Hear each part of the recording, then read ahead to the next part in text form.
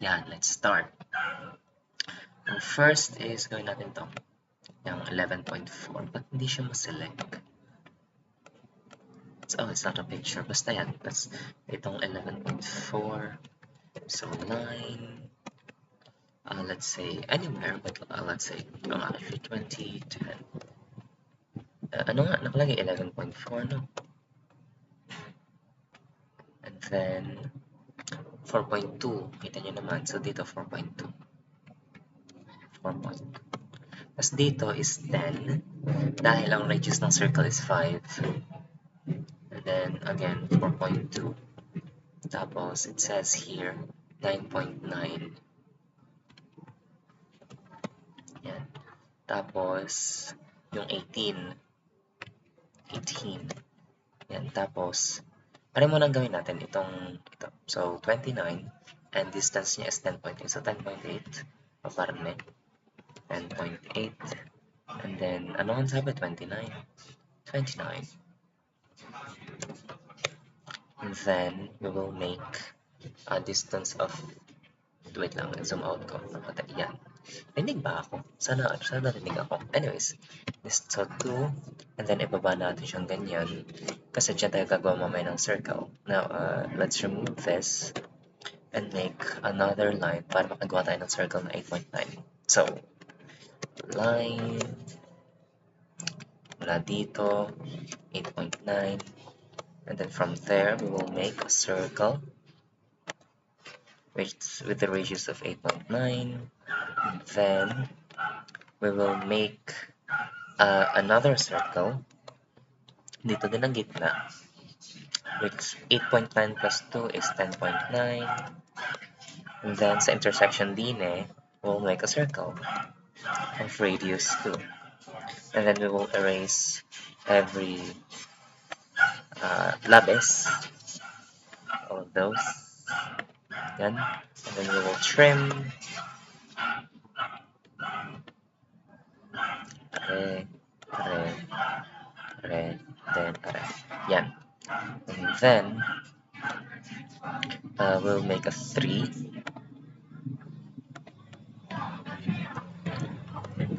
So here is 3.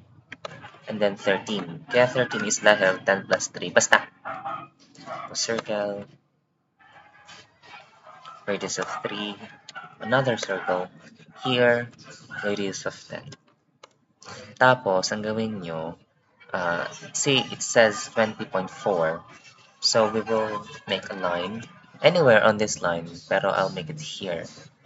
Yun is dito sa dulo ng basta yan. 20.4. Yan.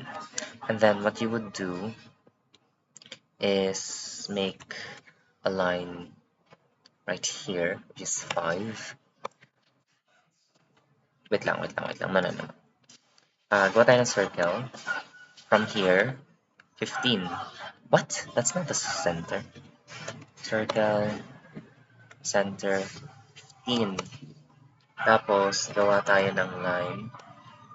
From here, ano nga 20.4 yun, no? So, bawasan natin ng 5. Gawin natin 15.4. And tapos, itaas lang natin siya and see where it intersects. Yan. Intersection yan ng basta. And then, circle. 5. Delete yan. 9. Ano na kayo? Or mag-earphone na lang po kayo. Mag-earphone na lang kayo. Wait. Yan, anyways. Yan yun na ho. Yung nag-delete yan, anyways. So, delete natin array. Yan. Then, delete. Ano ba yun? May palaksan nyo ang cellphone nyo. Erase nyo itong, ayan. And then, again, we will make a line. From this, from here, at 20.4. 20.4. Ayan, and we can see that it, basta. Yan. Then, what you would do is, wait lang, erase. Ito. ito, then trim, itong taas, yung itong, wait lang, sorry, yung taas, itong baba, tapos, excuse me, we will connect, wait lang, wait lang, wait lang, wait lang, wait lang, wait lang, wait lang, wait lang, we will make a line here, which is 7.7, kasi ito, 7.7 yung radius ng circle na yan. Tapos gawa tayo ng circle, here, 7.7, enter. We'll delete that. And then, tanggalin muna natin ito. Delete. Tapos, we will extend this line. Kahit saan, basta as long as it's bababa. Yan. Pero dapat siya is lampas ng circle. Anyways, we'll make another line that is 2 centimeters away na parallel. Wait lang. Gawa tayo muna ng circle. Nag-lag. Ayan, nag-lag. Nag-lag. Yan. Circle here, 9.7. Yan. And then, sorry, line. Yan. We will connect this point here sa intersection. Yan. And then we will make a circle from this intersection to yan. And then we will erase everything that is not relevant anymore. Are, yan. Tapos trim everything that is not needed. So,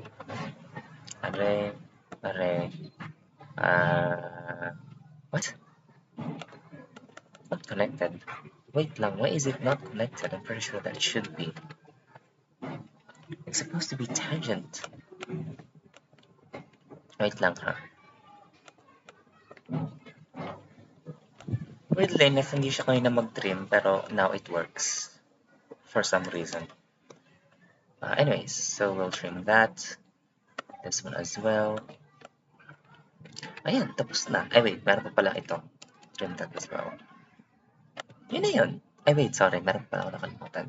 Yung circle here with a radius of 5.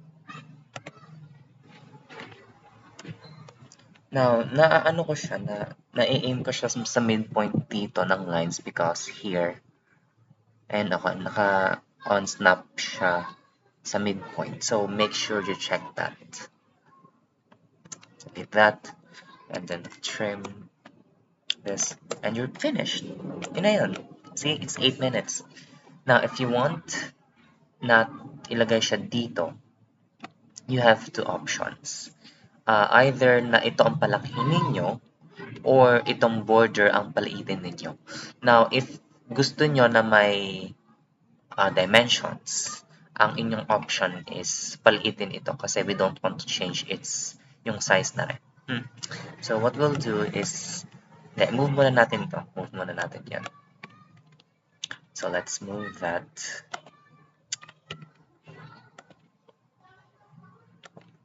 Move.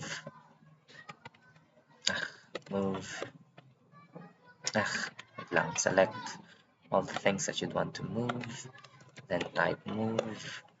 Then specify any base point. Then you move it somewhere. Ngayon, what you'd want to do is, you would want to find its sort of center. So you can do that by encasing it in a box. So I'm just making lines here.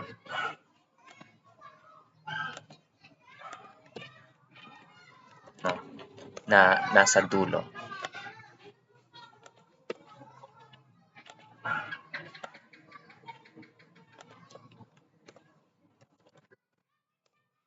Gawa lang kayo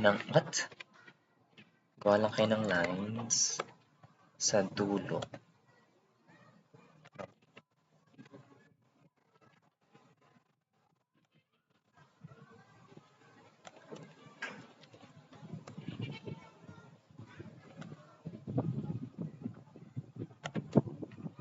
Tapos, what you want to do is make a line from the corners.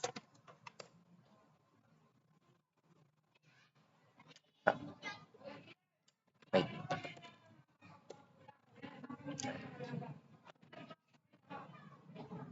Ayan.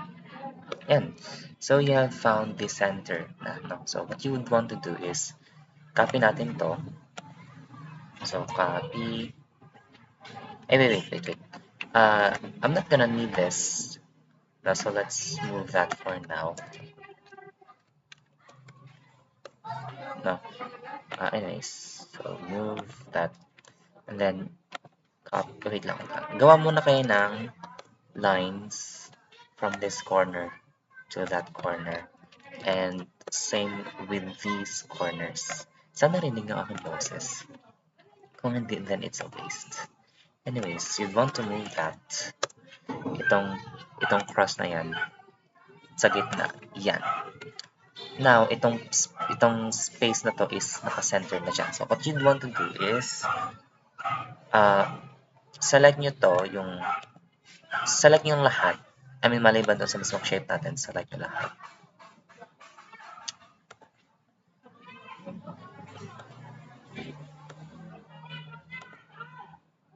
Yan. Tapos, type nyo scale. Yan. Tapos, ang base point natin dito sa gitna. And then, lagay nyo, type nyo 0.45. Yan. Ganyan. Tapos, delete na natin lahat ng unneeded lines.